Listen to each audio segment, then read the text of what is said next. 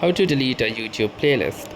So hey guys, welcome to this tutorial. In this tutorial I'll be guiding you through the steps on how you can delete a YouTube playlist.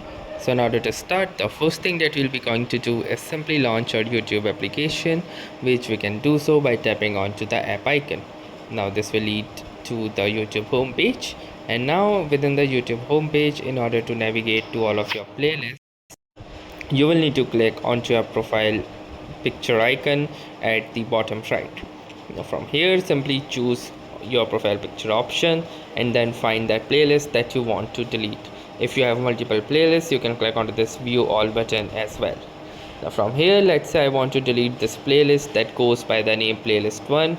So in order to delete this, I will simply click onto these three dots present over this playlist and then choose the first option, that is delete.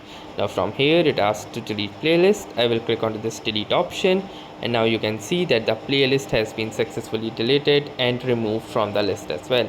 So that's how easily you can delete a playlist in your YouTube account. Thanks for watching and have a nice day.